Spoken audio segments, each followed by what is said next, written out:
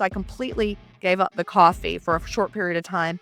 And I'm like, well, I really like coffee and I miss it. So I was like, I'm going to make myself drink black coffee. Literally within a week or two, my taste buds had adapted to it. Like our taste buds turn over. Like the taste buds you have right this minute, when you start drinking black coffee, your taste buds will be different in a month than they are now.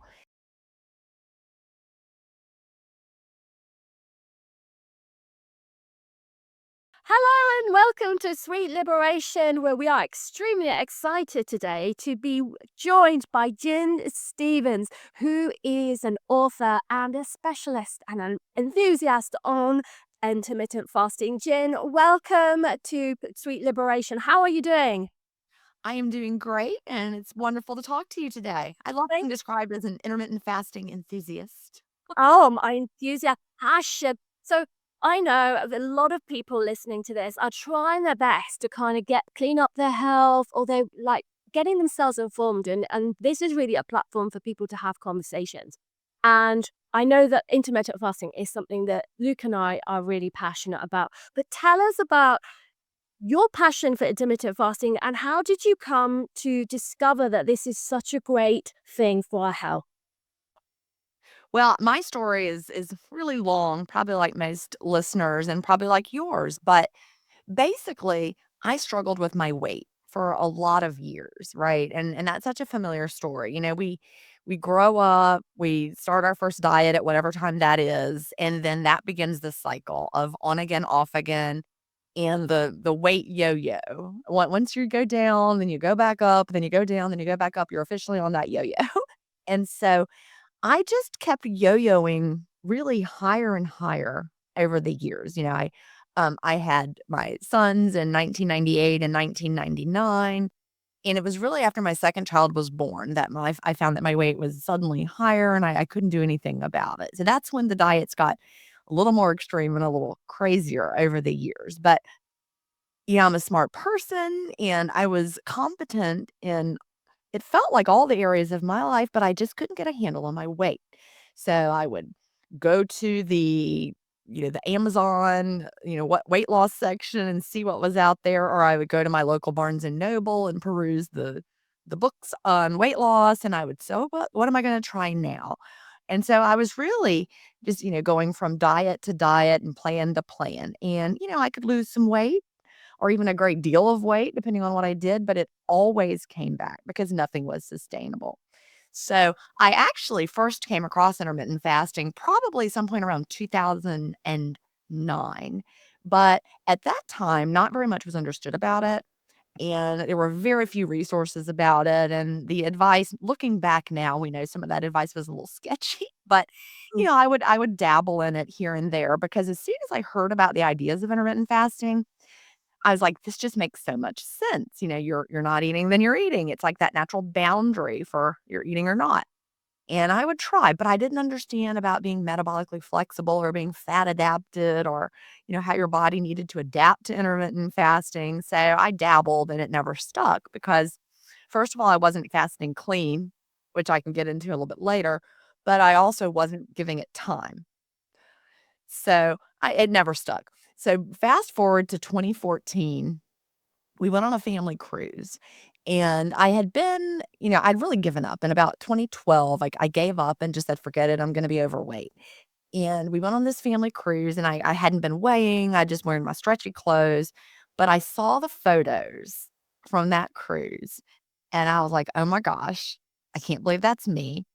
And when I got home, I pulled my scale down and I got on it and I saw 210 pounds.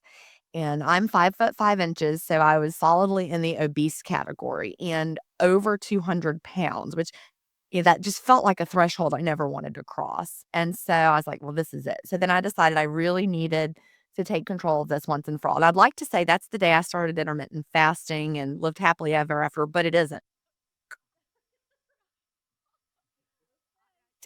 I took my whole convoluted story in the appendix of my book, Delay Don't Deny. But I went to the crash diet, right? Straight for what's gonna give me quick weight loss, and of course, you know how that works out. But then over that summer of 2014, I was like, I'm so tired of feeling like, I'm on these crash diets just to regain the weight. So I'm looking for a lifestyle. So at that time, I started keto the summer of 2014. And I did keto religiously the entire summer of 2014. And I lost 0 pounds and I felt awful. Keto is not for me, spoiler alert. But, when it was time to go back to school, I was a school teacher. I taught school for 28 years. When it was time to go back to school in the fall, I was like, well, there is no way. Keto, first of all, it isn't working. And I also don't like it. And also, I don't have time to fool with this because I'm busy. I have children. I have to get up and go to work. I don't have time to be making all these special keto meals or not eating whatever's around. And so then I looked back in my memory and remembered intermittent fasting. So, in about August of 2014, I reintroduced carbs, started intermittent fasting, and I never quit. Here I Yeah, woohoo, and I went on to lose 80 pounds that I have kept off ever since, and so I have now been doing intermittent fasting for over 10 years without quitting. Brilliant. And I lost all the weight I wanted to lose, and I've kept it off even as I've gone through menopause, and I'm now 55. So there's my story in a nutshell. Oh my goodness. Literally, I just want to, I felt, if only there was a crowd in the background cheering and giving you a round of applause. What a journey to get to where you are. Amazing, amazing, amazing. And, but by the way, very modest, but you are a New York Times best-selling author. So you were going to talk about that in a moment. So you discovered that this was really something that your body was able to adapt to. So tell us then, because I'm sure all the girls listening to this, like I am, I want to know what it is that you eat and what are the times that you're eating then. So tell us like your routine, how you've made this succeed for you. And yeah, the carbs is the bit I want to hear, really. Well, I really think that carbs has become a dirty word, and it shows a misunderstanding about food. And, I run an intermittent fasting community, and sometimes people will come in and say, I'm not having success. I'm eating too many carbs because we've been told carbs are the enemy. I'm like, tell me what that means. What do you mean by that? And they'll say, well, ice cream and pizza and hamburgers and french fries. And I'm like, well, okay, let's dig in just a bit because those foods all have carbs, but they're also high fat and they're ultra processed. And so, no one ever said, well, I'm just eating too many whole potatoes and too many carrots and I'm eating way too much kale. I mean, nobody ever talks about whole food, vegetable carbs or, I make homemade sourdough bread and I mill my own wheat. And no, it's always the ultra processed and the junk food carbs. So, ultra processed foods are not going to be the best foods for anybody, whether those are in carb form, fat form, like the ultra processed vegetable oils are not great for us. The ultra processed carbs are not great for us. Ultra processed proteins are also not great for us. So my journey has taken me, when I started in 2014, I just was doing intermittent fasting. That was it. I reintroduced everything, started intermittent fasting, and started losing the weight. After I'd gotten down, it was like when I'd gotten down about when I got to about 55 pounds down, um, I read a book about processed foods. Back then, it was 2015, and we weren't using the terminology ultra processed yet. And so this book was about processed foods. And so at that time, I was, really wanting to get down to my goal weight, and I was wanting to when the new season came around, be able to buy new clothes. So I stopped eating ultra processed foods, what we now call ultra processed foods. At the time, we just said processed, and I just ate real food. And my weight loss picked up. I was losing about 2 pounds a week when I changed from eating, the standard American diet, also known as the SAD diet, and was just eating real foods. I wasn't counting carbs or eliminating them. I wasn't counting fat grams or eliminating them. I just ate real food in an eating window until I was satisfied. And like I said, I lost weight very quickly doing that with my intermittent fasting daily eating window. That worked really, really well for me. And of course, when I got to my goal, I reintroduced things. But over time, I've realized that I feel my best when I eat real food.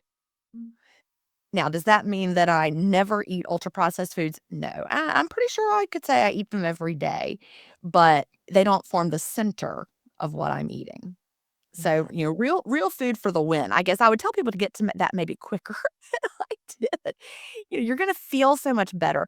What we know now in 2024, almost 2025, we've done a lot more study into food and, real food and the effects that ultra-processed foods have on our body.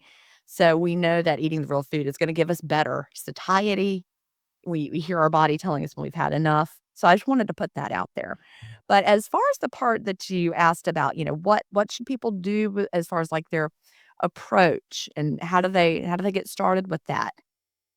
Um, it's important to understand what I hinted at before is that our bodies don't become adapted to intermittent fasting overnight. It's a process. And I have a book called 28-Day Fast Start Day by Day. And it kind of walks you through an adaptation period where you're starting off. If you're someone who's never done any intermittent fasting on day one, you're not going to go straight to, lifestyle intermittent fasting, that's going to be your long-term approach on day one. You're going to ramp up to it gradually because your body has to learn how to become metabolically flexible. So, what does it mean to be metabolically flexible? I want everybody to think back, thousands of years to ancient man and how they would live. Maybe they're hunter gatherers living off the land, whatever. Meals were not around every corner. You couldn't count on even having something every day. You had to work hard for it. So, people needed to be able to hunt and gather and have energy when food wasn't coming in regularly. And we all know that our bodies are able to store fat. If you in times of plenty, we store lots of it. And that is really the problem with the modern era. It's always times of plenty. And not only are we eating the ultra processed foods that don't let our bodies have the right nutrients, and so we're still hungry after we eat them, but we also are eating around the clock. If we're especially if we're following the advice, eat 6 small meals a day or, whatever it might be. Stokes your metabolism, but really we're just stuck in constant, feast mode, and we're storing all that extra food on our bodies, and we never have the downtime for our bodies to tap into all that food that's stored away. If you think about it, you're on the blood sugar roller coaster. Someone who's, wakes up, has breakfast, has a snack, maybe a latte, then lunch, then another snack, then another latte, then dinner. You're on that blood sugar roller coaster all day long. When you have a dip down, if you didn't put anything new in, eventually your body would go to what you have stored already. But we're not used to that. So we're like, oh, I feel a little tired. I'm feeling a little hangry. You put something new in. And so you're always running off what you're putting in, and anything extra gets stored. So back to the ancient man, nothing's coming in. They got to have that energy, and it's there. It's stored on your body. And so they were metabolically flexible and they never lost it. They could run on stored fuel whenever they needed to. And when there was excess of food in the environment, they could eat it and store it away for later. That's what we're meant to be able to do. Being able to, switch between fuel sources as needed. And so the process of becoming adapted to intermittent fasting is really restoring that metabolic flexibility that we're all born with, and we lose it in the modern era. You start off as a child, snack time, you got your goldfish crackers that they're giving you at the snack time, and then, you just start with that, cycle of eating because it's mealtime. And what's really amazing is once you develop that metabolic flexibility, hunger is no longer an emergency. And, every day I might get a mild hunger wave at some point in the morning, maybe around 10 a.m., 11, whenever it might be. And I just am like, all right, there it is. And then I just keep going until my eating window opens. But as soon as my body feels that little hunger wave, it's like, whoop, and then it can switch over to the stored fuel and I'm just fine. Amazing. I mean, literally got so many questions to ask you. Yeah, and I know that Luke has. I'm writing them down because I'm coming back. I'm gonna let Luke take the floor now with a question. Well, yes. What I'm particularly interested in is that but when I was cycling back around the time in the UK, we hosted the Olympics in 2012, and I really got back into cycling at that time. And what I actually thought I'd do, having been a little bit sedentary for a few years, I had quite a few pounds to lose to get to be able to keep up on the hill. So I started intermittent fasting. The regime I took up was the 5-2 method. And That makes sense with Michael Mosley and his influence on why? Exactly that. It was Michael Mosley who got me into that, but the thing was, would you believe it was a bit too efficient? I stripped so much weight off my body that actually I was at, started I was went through this process of actually losing weight, and I was thinking, oh, this is good, and you get into that cycle and like, oh, this is really good, and then all of a sudden people said to me, you're looking a bit ill, so so I actually had to stop the intermittent fasting. It was a bit too efficient. So my question really was, what do you recommend? Because as things have evolved, there are different sort of there are different regimes, aren't there? 5-1. right, different approaches. And you're talking about Michael Mosley's work with intermittent fasting is based on Krista Verity's research, and she is an American scientist from Indiana or one of those I states. But sorry if that's wrong. Krista Verity had been studying alternate day fasting, and then Michael Verity, talked to her, heard about her work, and that's how he came up with the 5-2 approach. Her official work was really like literally every other day, like a 500-calorie day, regular eating, 500-calorie regular eating, but that was alternate day fasting. And so he really popularized her work and got it into, like, he wrote a book before she did and got it out there in the popular culture. And of course, I experimented with that back around 2012, and I wasn't fasting clean, which I said I would talk about it. I'll get to that a little bit later. But it was really hard for me to do the 500-calorie days. And now I know why. But another type of intermittent fasting that would probably be better for you is time restricted eating or having a daily eating window approach. And that also fits under the umbrella of intermittent fasting, but you eat every day and you're not trying to stick to, 500 calories ever. If you're eating every day, you're nourishing your body well within an eating window. And I'm going to use the example of my husband for this. He is one of those annoying people who never ever had a weight problem. Like, we got married in 1991, and he could wear the same pants that he wore on our wedding day. Like, he never got too big for them ever.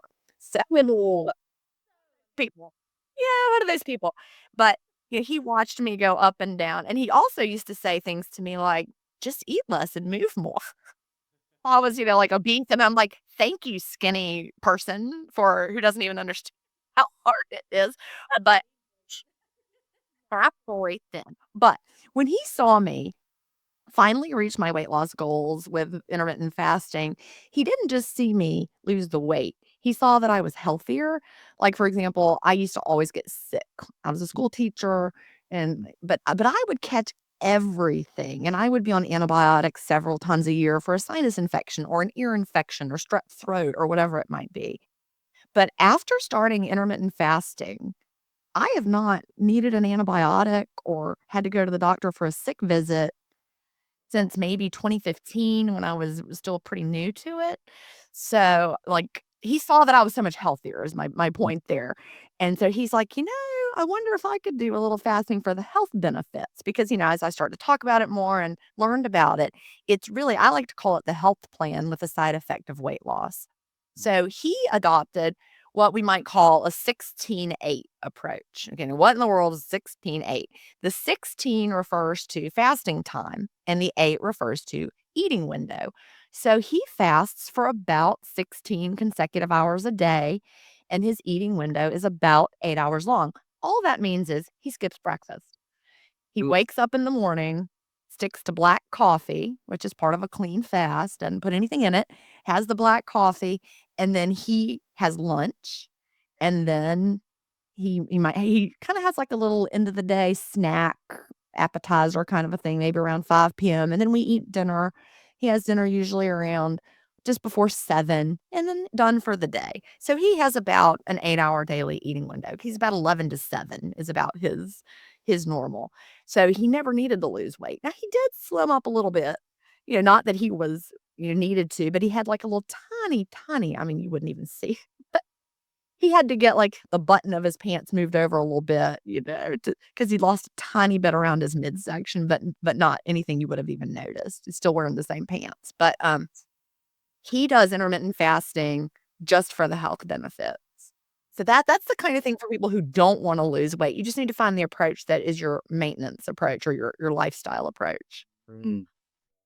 I love this, and I love the way your terminology around it as well, and I love the way about focusing on the well-being rather than the weight loss. And I think in Sweet Liberation, we are all about that. We are just, when you are nourishing your body in the right way, it just will function better. And one of those things, you will reach your optimal weight and optimal everything because you're giving the right fuel, the right time for the fuel. I love this approach. And I love the approach that you are using about having this feeding window. So talk to us about your feeding window, your personal one. What is your feeding window and how does it work for you? Well, I am more along the lines of a 5-hour daily eating window, and that's just what feels right to me. I usually open around 2 and close around 7 as well, and, we're closing around the same time, but, for me, that just seems to work the best for me, and, just fitting in what I want in about 5 hours, and it's really kind of funny, I've been doing this for so long now, Mhm. um, like, it'll be a holiday, like, we just had American Thanksgiving, right? And I opened early that day because I was cooking and, like, to taste what I'm making, so I started around 11 that day and cooking the food, preparing the meal. Then we had our dinner, our Thanksgiving dinner and dessert, and then I was like, "Well, I'm done for the day. There's no way I can eat anymore." And I looked at the clock, and my window had been open for exactly 5 hours.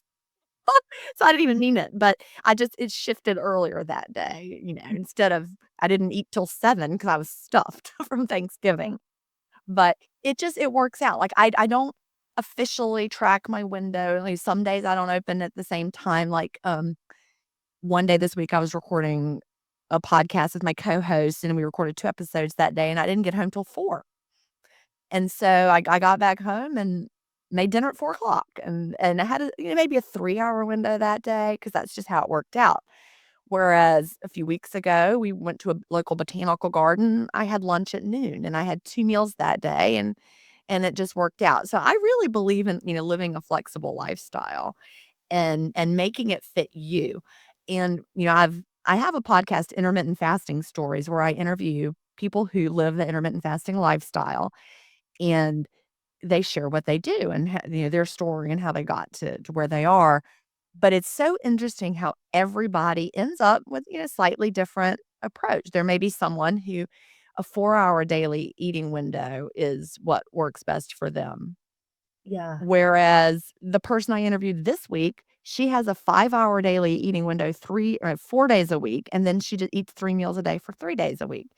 And it's just all about finding what works best for you and having the feeling being empowered to figure that out along the way. It's really not a one size fits all approach, and it's very much a study of one. I'm sure you've heard that terminology before. And I want people to feel empowered, to listen to your own body. We've back when I was a yo-yo dieter and, following all the different diet plans, I would give my power away to whatever the diet plan was I was following. They told me what I could or couldn't eat.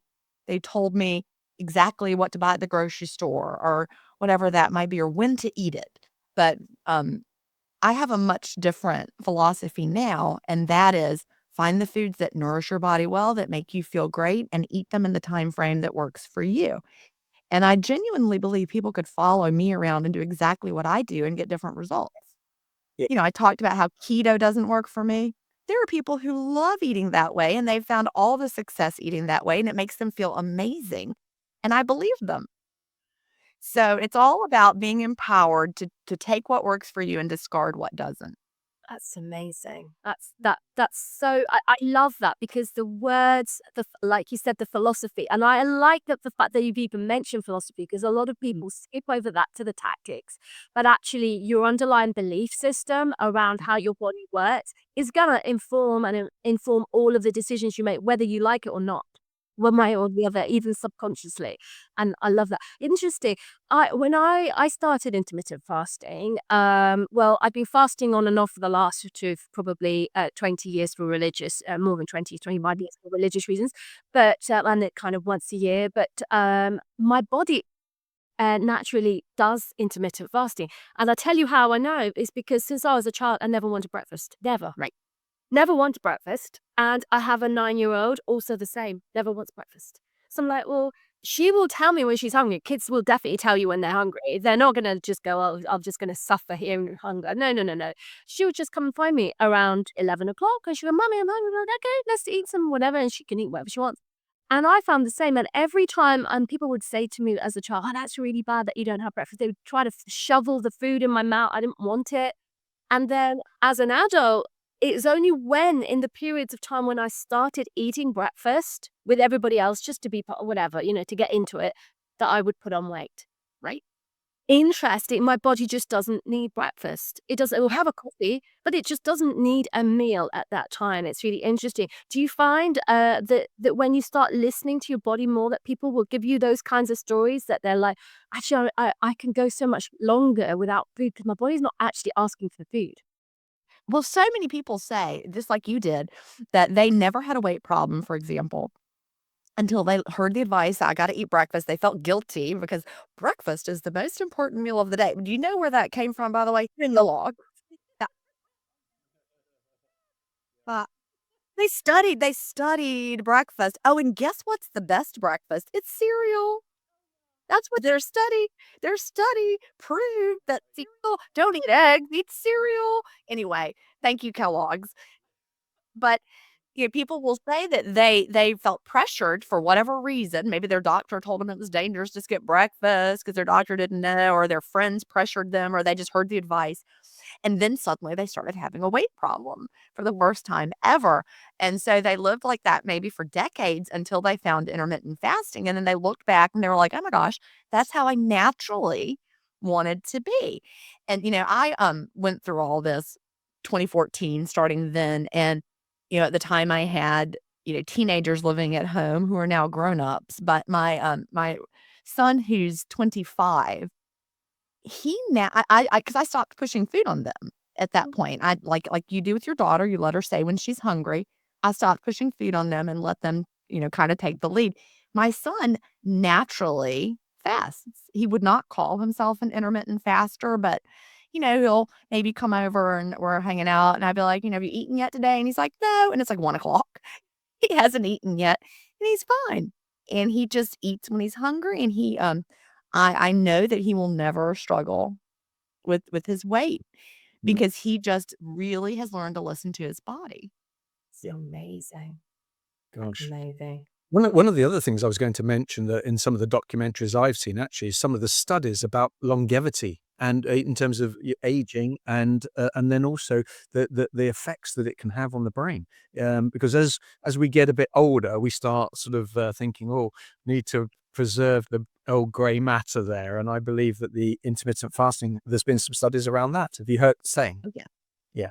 Absolutely, and I've interviewed, some people who are intermittent fasters who are also scientists, and those are some of my favorites. Have you heard of Dr. Mark Mattson?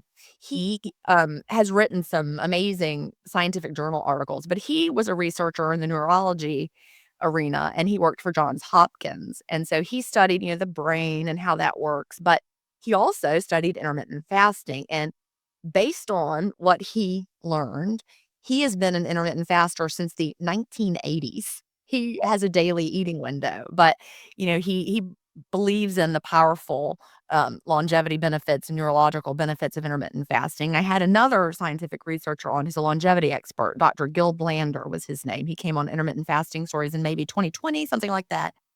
And he, talked about all the different things we can do for longevity. That's his field of expertise. But he said, which stuck with me and I never forgot it, he said the number one thing he believed as a researcher in longevity that we could do for longevity is intermittent fasting. And I was like, wow. And of course, I know y'all are familiar with Dr. Tim Spector and the work that he's doing. I've had him on my podcast as well. He is awesome. But, he genuinely believes in the longevity and health benefits of intermittent fasting. And I actually got to meet him face to face in March in New York. I was on the Zoe podcast in New York and we had a big dinner. It was amazing. But he was telling the story of the Hazda people. He's a gut guy. He's studies the gut microbiome. That's where that was one of his research interests along the way. And as a part of that, he went to visit the hunter-gathering Hadza population in Africa that are still living the way their ancestors did. They had not been modernized. Mm. That they were still eating the traditional ways. And he said that he noted that they tended to eat within 8 hours a day. They weren't calling themselves intermittent fasters. They just did it. And you mentioned that your religion has fasting as a major part of it. I interviewed an emergency room doctor, and his podcast isn't out yet. It comes out in early January, but he was raised Greek Orthodox. And so fasting is a big part of his religious tradition.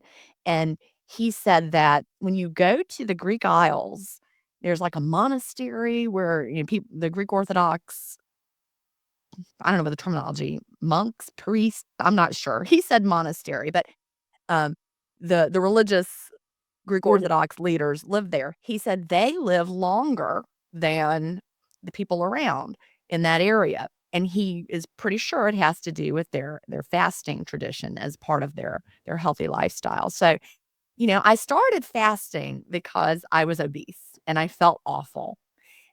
And I just couldn't move through the world very well. But I will never stop fasting because of the health and longevity benefits and the way that I feel every single day. I feel better at 55 than I did at 35 and probably better than I did at 25. Yeah.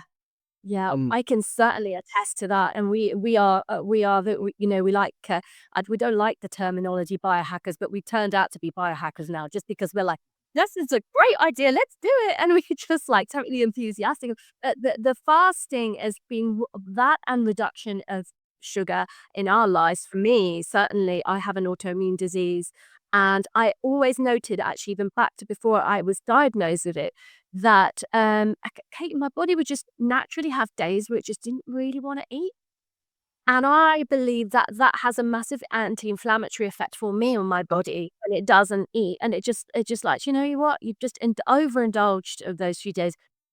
I'm just not going to ask you for food. And as long as I'm in tune with my body rather than eating for anxiety or comfort or anything like that, then it's pretty much on point. And in those times where it's kind of like eating less food, it's doing whatever repair work it needs to do. Like the little mechanic in the background is there fixing things and having sense time and not having to spend the energy digesting the food because there's a lot of processes happening in the body. And this is how it feels to me as somebody who's been doing this intuitively, really, throughout my life. And then falling off the wagon by listening to sensible advice about you must have breakfast. And every time I started having breakfast, without fail, I put on weight and felt awful. So it's so good to have the validation these days with the scientists that are traveling the world and opening their minds. It's brilliant.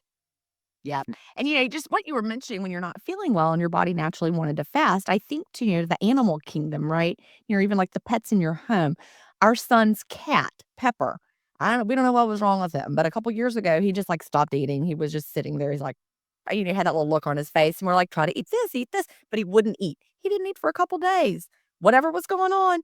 And then he like got better and started eating again. Like he just like, we could not get him to eat. We're like, Pepper's not eating. What's wrong with Pepper? His body was healing something. His little cat intuition knew he needed to fast. Animals do it instinctively, but we've kind of turned that off. But Mm. you can trust that your body knows what it's doing. Yeah. Yeah. As long as you're feeding it with appropriate, suppose. That's true. If you're feeding it ultra processed foods, then you're not getting the right signals. Like you could eat like a Big Mac meal with fries and a Coke, and you've sent down 0 nutrients, right? And so your body's like, that wasn't it. That you just ate like had a massive calorie load, right? Like that should have been enough. Your body's like, that was not what I wanted. I'm still hungry. So that's how you can have this, these, we call them empty calories, right? You have the empty calories and you're not satisfied at all. But eat like a really good baked potato with, I don't know, roasted vegetables. The not low carb, are you low carb? I'm talking about potatoes. I have my ups and downs for the carbs because I'm actually okay with having them. And I have times when I go for it, and then I just eat what I want that day. And then for a few days afterwards, I'm like, yeah, just my body just wants to chill now. And then I'll go, I want some cabbage now. I'll go and have I can trust my body's signals for the food now. Yeah. So I can go with the intuition. That's so good. Well, very little satisfies me as much as a good quality baked potato. I just feel so happy and satisfied. Must be the Northern European genes. There must be some like Nordic blood in there. Well, I am mostly all like 4 branches of my family tree. If you my grandparents are all British, Scottish, Irish. So to right there, we're the UK all over. So that's the way. Go back to your ancestry. So can I ask a quick question about on in your window? Is there any restrictions in that? Or do you have is there any calorie restriction? Is there any type of food restriction? How does that work? Because I know about the calorie when you're on the 5-2 and having 500, and I know how difficult that is. But what's it work? How's that work with your window? Well, we know, and if you listen to the Zoe podcast with Tim Yeah. Spector and, Dr. Sarah Berry has done some great work into calories and some of her research, for example, with nuts, and, we know that calories are flawed, right? Like, our body doesn't process all calories the same way. Someone in my community shared a study, I think yesterday. It was something about how, they fed people ultra processed food, they fed people real food, and it was the same exact number of calories, but the people who were eating the ultra processed food stored more fat in their muscles or something. Like, it was completely our bodies do not react the same way. I have a chapter in one of my books called Beans versus Jelly Beans. I mean, it's completely different. So I wish we would stop talking about calories completely, because if I ate, you know, a certain number of calories of jelly beans, it's going to be completely different than if I'm eating the same exact number of calories of actual beans or real food. Yeah. So we really want to nourish our bodies well, and we want to reconnect with our hunger and satiety signals, because I want you to think about all the animals in nature, all of them, all the animals all over the world. They all know how to choose the right foods. Like, I've never seen a squirrel who thought he needed to eat meat. For example, squirrels know what to eat. They're not wondering, should I be a carnivore? They don't know. They know, right? A lion isn't wondering if he should eat salads. Lions know what to eat. Animals know what to eat and they eat it. But not a single animal in nature struggles with obesity. The Mm. only animals that are struggling with obesity are humans and the animals we feed. Correct. Right? Now, I've got a diabetic cat, and, what we fed him through his whole life, that was not the right thing, right? But we gave him, the not so good cat food. Now we're doing better with that, but our bodies know how to eat real food and stop when we've had enough. If we try that, it's really kind of amazing. So, should you be counting calories? I don't think so. I think back to the times when I did do calorie counting diets, and I would actually, looking back on that, like back in the day when they're like, eat 1,200 calories a day and you'll lose weight. I think back to what I ate. It was mostly packaged food, processed food. Why is that? Because the calories are written on it, right? Boxes of foods, packages of food, frozen dinners. You know how many calories are in that. So you're eating those. And of course, you're starving all the time because you're not eating real food. Whereas if I went and got that baked potato that I love so much, how many calories are in that baked potato? I mean, I'm just going to be guessing, because all potatoes are not equal. How big is this potato? Do I need to weigh it? What am I putting on it? So I think that the whole idea of counting calories steers us to eating more packaged and processed foods. I haven't counted a calorie. I mean, I don't know when the last time I did, and certainly not with intermittent fasting.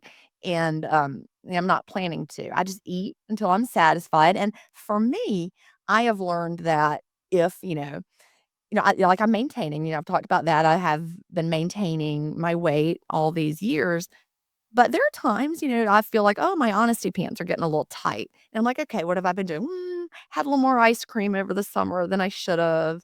My windows got a little longer." So I just say, "Okay, time to really focus on food quality and tightening my window back up." And then, my pants fit again. So it's really all about finding what your body needs. Amazing. I love that. I really love that, and I love the pragmatic, very practical approach, and I love the fact that even the scientists are on board with the idea of this calories in, calories out nonsense. Are you finding a lot of the people that are coming into your community, for instance, that all of this dieting, what has it done to their mental health, to their well-being, over the years? Because there must be an impact of all of this kind of culture of deprivation, culture of guilt. What do you see in your We community? call it diet brain, in our community. That's something I came up with, but it just, it kinda has stuck. We call it diet brain, and, like, I'm not even immune to it. My dad passed away this year, but before that, a couple years, he was a type 2 diabetic from actually, he became a type 2 diabetic when he was 55, which is the age I am now. So and he died at the age of 80. So from 55 to 80, he struggled with lifestyle diseases. And he really started, when his health really started to go down and deteriorate, I was like, "Oh my gosh, I don't wanna, get diabetes." So I started like, "Well, I think I'm gonna be whole food plant-based and because I need to, make sure I'm eating the best foods for me." So even I can get sucked down the diet brain path. And I was like, "Wait a minute. No, I don't need to do this. I don't want to restrict my food." So I'm back to how I had been eating, nourishing my body well. So even somebody like me who had been maintaining weight, I didn't need to lose weight. That wasn't my motivation for changing what I was eating. It was health and, kind of panic at seeing my dad suffer with his health. And we just have had so many messages, so many diet messages thrown at us that we overthink it and we worry and we stress. And, some of the other things that um cause a problem are the unrealistic expectations. Now, I don't know about in the UK, but here in America, at every grocery store checkout, there are these women's magazines that are like, I wouldn't really call them tabloids, but they're kind of like tabloids, but they're right there at the checkout. And they have got crazy claims on the cover. Every single issue, one of the main cover stories is a new diet. And it'll say something crazy like, we're recording this, it's December 6th, right? So it might be on the checkout stands now. And an example might be, for the December 6th issue, lose 30 pounds by Christmas. Are you gonna lose 30 pounds by Christmas? No, that's impossible. But then people see these claims and they think that that's what should be happening for them. So a really realistic rate of fat loss is 1/2 to 1 pound per week. That isn't sexy. That doesn't, look exciting and flashy on the cover of a tabloid, but it's realistic. So the people who have, diet brain or the unrealistic expectations or they've been down the diet path, they can feel, first of all, like they're not losing weight quickly enough when really they're losing fat at a very appropriate pace because they have the unrealistic expectations. Or they'll start following an influencer who, right now the recommendations du jour are seem to be centered around protein and forcing in a whole lot of protein. So people will get down the path and they're like, "Well, I'm afraid I'm not eating enough protein." So they'll start having a whole lot more protein because they think they have to, and they're counting it. And then they find that they're no longer listening to their bodies. They're force feeding it. And then they're surprise, surprise, they start gaining weight, but not muscle. They start gaining fat. So it's really, really easy to get distracted from what is working for you because of outside influences. And like with me, and I'm like, ventured down the whole food plant-based path. And again, that was actually, I love Zoe. I talked about Zoe. They're very plant forward. And some of their team, they are whole food plant-based, like Dr. Will Bulshwitz, who wrote the book Fiber Fueled. He's completely plant-based. And so I started down that path and I realized even if this was the healthiest way to live, of course, we could debate whether it was or wasn't, but even if it was scientifically proven, I enjoy cheese, right? So I'm going to have cheese. And so I want to have a life that I enjoy. So it's all about finding what works really well for you. I am a lot more plant forward now, but I eat meat, I eat dairy, I eat eggs. And I listen to my body. I eat a whole lot less meat than I used to, but that is what feels good for me. So I really just want people to feel empowered. Like I said, the squirrel knows to gather those nuts and eat the nuts. He's not over there trying to eat bugs. And the lion knows to eat the meat. And we can really listen to our bodies. There might be a season of the year where you eat more meat because it's winter. And maybe we're, eating seasonally like our ancestors did. And so listen to your body. Yeah, I love that. I love that because as we're digging deep into this journey of kind of understanding and taking people's opinions, interviewing people, what we're finding out, I don't know if you agree, Luke, but the answers are so much simpler than the stories that we've been told over the last few decades. And then I revile every time I hear any, if I've read anything, I'm come back from a healthcare background, and there I am reading the public health, and then all of the streams of research underneath, and then I go research, and every single one goes, and we need more research. I'm going, actually, we don't. Actually, we don't need any more research. What we do is just to do what great grandma did. Great grandma was not suffering with any of this stuff. She was walking everywhere. She was just cooking, a normal, very easy, simple, uncomplicated meal with local products, and everybody was just fine. And if you said to somebody who lives in the blue zones, for example, a 90-year-old person who lives in the blue zones and is very healthy, if you said, "How much protein do you eat every day?" They'd be like, "What are you talking about?" I eat. What do you mean? What is that? But again, back to that McDonald's meal that I talked about earlier, your body knows if you've had enough protein, and if you haven't, you're gonna still be hungry. And so it's really not it's not that complicated. My personal theory is that every single diet book on the shelf that has a prescribed program in it is actually the diet plan that works best for that person who wrote the book. Correct. And so they just assume that everybody else is going to, like, be exactly like them, and really no one is exactly like them. So once I figured that out, that gave me a lot of freedom because, like, I know a guy, um, he's one of the founders of the company Bioptimizers, and he is vegan, and he is a bodybuilder, and he told me how many grams of protein he eats in a day. It's all plant protein, and it's, like, such a small number, but he is, like, ripped, right? I mean, on the other hand, there may be someone who is actually his partner in that company is keto, and so he eats completely different. But these 2 men are friends. One is keto, one is plant-based, and they eat completely differently, and they are healthy and strong, and they don't fight about what's the best way to eat because they know you're your own study of one, like I said before. If you are building muscle, feeling good, nourishing your body well, satisfied after you eat, not gaining fat, then you know that what you're doing is working well for you. Exactly. That's Yeah. brilliant. That's so Can I liberating. can I talk about the clean fast? Because I talked that time, but I would admit to it later, and I haven't. The clean fast is really, um, to me, the the key to living a successful intermittent fasting lifestyle. And I, of course, did not know anything about it when I first started because Tell 'em. we thought that intermittent fasting was a way of you're just eating fewer calories, whether it's 5-2, like Michael Mosley came up with, or whether it's a daily eating window. And then I read The Obesity Code, written by Dr. Jason Fung. And in it, he talked about insulin.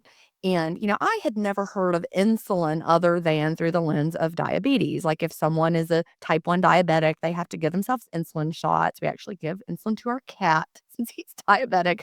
Or someone with type 2 diabetes might need insulin eventually.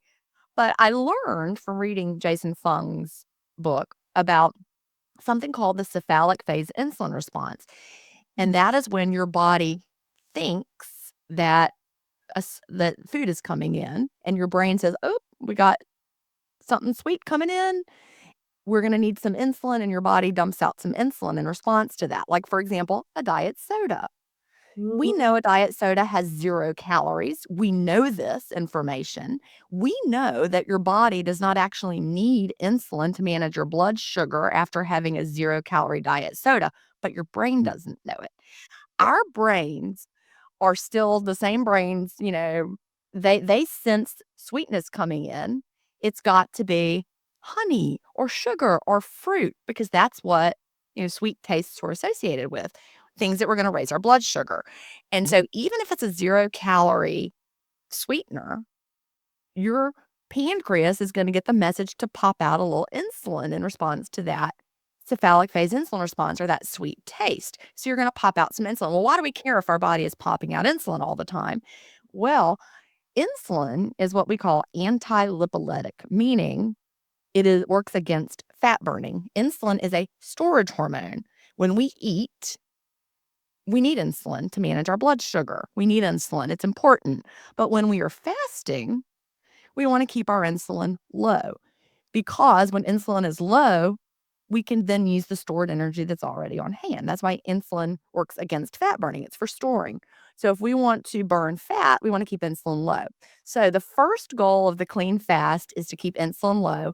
And we do that by avoiding anything that has a food flavor or sweetness or fruity. So don't put lemon in your water. Don't put a little bit of, artificial sweetener in your coffee. Don't drink Earl Grey tea, for example, even though it has 0 calories, because it's got that citrus flavor that's associated in your brain with that fruit coming in. I know. I know some people are going, "What?" Wow. We wanna keep our insulin low. Now that's fasting goal 1. So fasting goal 2 is we want to tap into our stored fuel.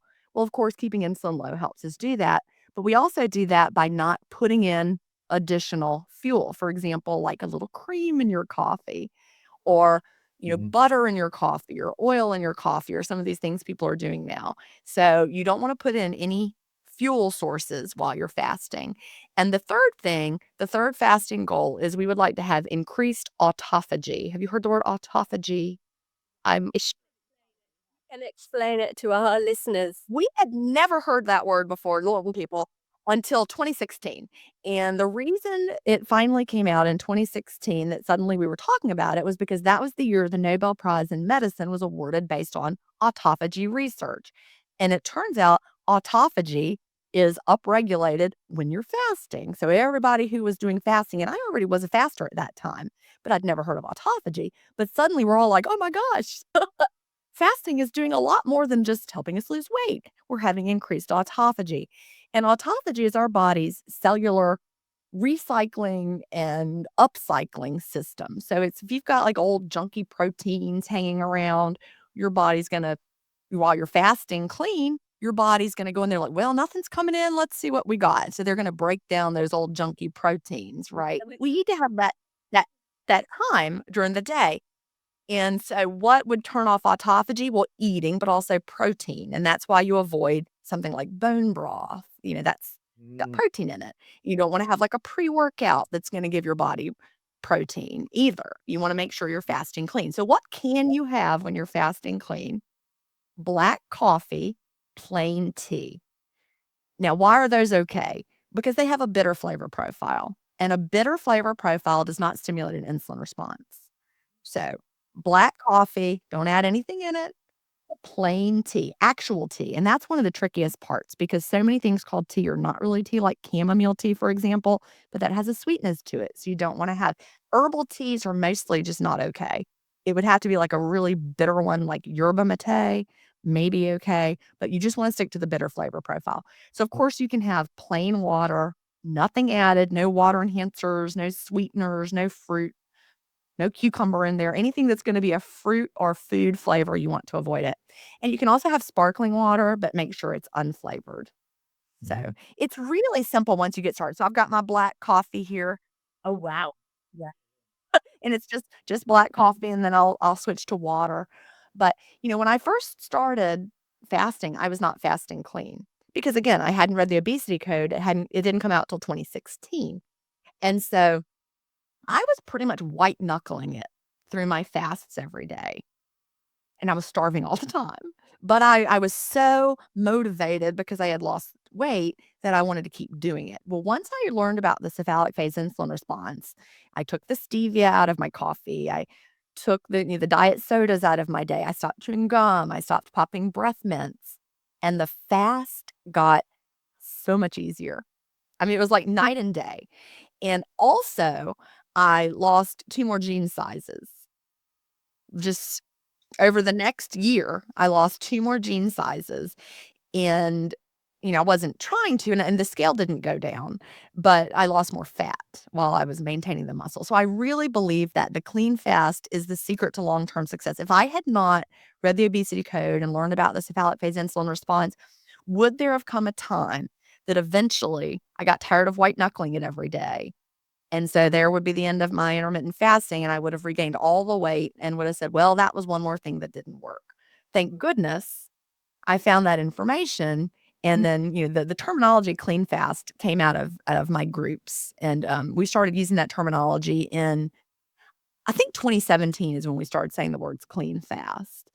But it just transforms the whole process. So for anybody who's listening, if you have tried fasting and it didn't work, and I'm using my air quotes here, it didn't work for you, and whatever the reason was, I want you to really think about what you were having while you were fasting. I'm sure you saw a YouTube video or read a book that said it was absolutely okay to have, XYZ. But I promise you that the clean fast is transformational. Take the clean fast challenge, give yourself a month. And during that time, black coffee, plain tea, actual tea, plain water, plain sparkling water, no added flavors, and just see how that transforms the whole experience for you.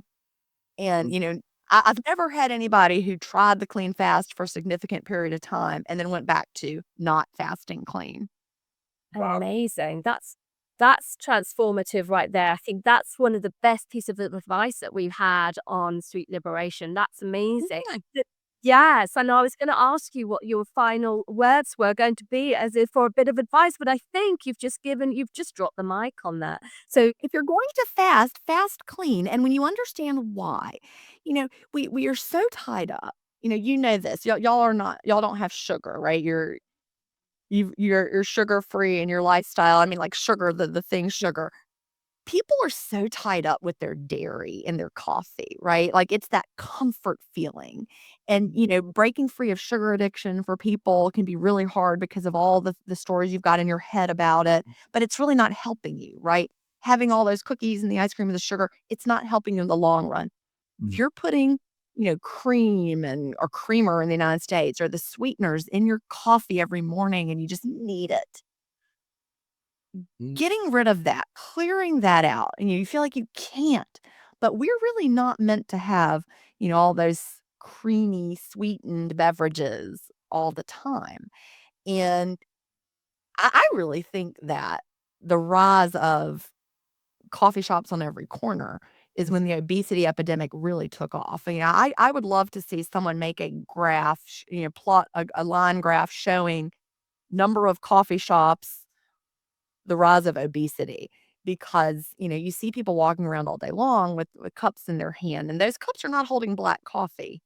no, sweet and sugary drinks. Uh-huh. Absolutely. And even if you're just having the artificial sweetener in there and putting a little bit of almond milk, you feel like you're doing the right thing because that feels like such a healthier choice.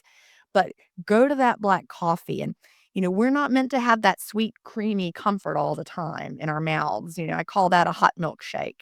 Stick to the black coffee and your taste buds will adapt. After I read the obesity code, I was like, "Well, I just can't drink coffee because I was putting vanilla cream stevia in mine every day and also cinnamon, and I was like, "Well, there's no way I can go the black." Well, it was delicious. It was a 0-calorie hot milkshake, but I was like, "I can't do the black coffee."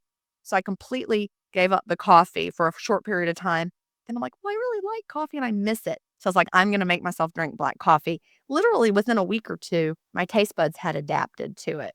Like, our taste buds turn over. Like, the taste buds you have right this minute, when you start drinking black coffee, your taste buds will be different in a month than they are now. And, like, I really think that the bitter flavor profile of the black coffee that I now drink has opened up my palate. Way back 2014, me did not like Brussels sprouts. I could not eat them. But now I love Brussels sprouts, and I think having the black coffee has opened my palate up to be able to have arugula. Y'all call that rocket in the UK, don't you? So I would not have eaten arugula for $1,000,000, but now I love it. And I think it's because, the black coffee has changed my palate. So anybody who's listening, You don't need to have that hot milkshake, even if it's 0 calories. Change your palate. Go to black coffee. You can do it. Such great advice. So, I mean, do you sometimes have your nice sweetened things in your eating window? In my eating window.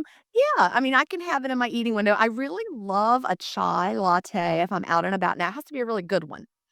I'm not gonna go to, like, and get some gross one, but you know what I mean, ultra processed with all the, the I'll make you be in my kitchen. You can come over to me. That's my special. sure you would make me a great one, but yes, but I'm definitely what we like to call being a food snob in our community. I'm a food snob now. Only the best chai latte will do, but it's gotta be in my eating window, and it's a treat. It's not something I need every day.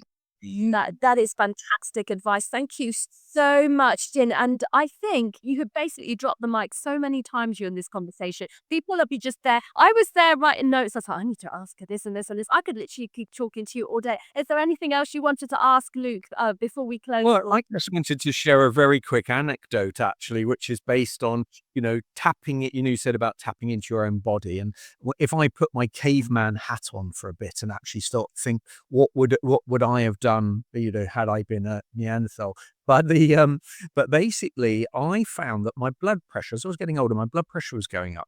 And I thought to myself, Yep. well, that's an interesting thing. What's going on here? And I thought, I wonder if with my cholesterol count being up and my blood pressure being up, there's obviously the cholesterol within the system is making the blood pressure go up because the arteries are getting lower. So whenever I want to reduce my blood pressure, I do intermittent fasting because this is an anecdote, and and I'm saying anybody, if you're anybody, doesn't matter male or female, if you've got blood pressure and you check your cholesterol, rather than taking a statin or something like that, you may want to try intermittent fasting and actually start burning that cholesterol, that fat in the arteries, and seeing what happens. As an interesting. I would like that you're right about blood pressure because that's one of the, side effects of intermittent fasting, and it's a positive one. It lowers blood pressure for most people. In fact, in my community, when someone comes in and they're like, "All of a sudden, I'm getting really dizzy," Yeah. during your fast. That's not normal. I'll say, "Are you on blood pressure medication?" And almost every time they say, "Yes, I am." And I'll say, "You need to go to your doctor and talk about your blood pressure because you probably need to lower your blood pressure medicine dose because you're probably getting better where that's concerned." Dizziness is not something you should expect with intermittent fasting. So, That Yeah, that's amazing. Amazing. So many gold nuggets in conversation. And we really hope, I mean, for listeners that are desperate to find about your books, where do we get hold of you and how do we join your community? Tell us all well, about all of that is linked through ginstevens.com. Gin is Gin, like gin and tonic, and Stevens is with a PH, ginstevens.com. And, for anybody who's, wanting to get started with one of the books, I would start with Delay, Don't Deny, Living an Intermittent Fasting Lifestyle. I wrote that first at the end of 2016, but I just revised it in August of 2024. So it's updated and it's just, the quick and easy introduction to intermittent fasting. And then from that, it leads you to the other books and resources as you um, get into it and find you might want more. My New York Times bestseller is Fast, Feast, Repeat, but that one is very comprehensive. It's got everything in there. And it's really like it's got so much information that if you're brand new, it might be too much information, if you know what I mean. And so really, I think Fast, Feast, Repeat is better for you later. Like one, and then you'll go through it and you'll understand it better. Like you really don't understand things when you're new to something. And then if you've lived it for a while, it suddenly makes more sense. So I would start with Delay Don't Deny. My community is linked through ginstevens.com.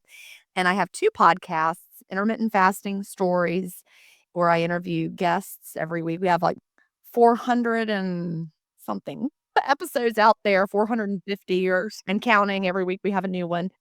And also, Fast, Feast, Repeat, Intermittent Fasting for Life is a podcast that I do with a co-host, and where we answer questions and share success stories and all sorts of inspirational things. amazing. Well, we'll make sure that our team provides links to all of this underneath this one. We're just in our baby steps of podcasting. I think we're on maybe around 60 now, so we've only just started. We're in our little baby steps that we're getting there. We'll catch up on this. It's such a pleasure in meeting you, and I hope we'll get to meet in person if you're in the UK. Yeah, come over this time. We definitely need to get together, maybe for a late lunch at some point. Here you go. It's been an absolute pleasure to speak with you, and we hope that you'll come back to again to Sweet Liberation. Thank you so much. Anytime. Thanks. Thank you. Thank you.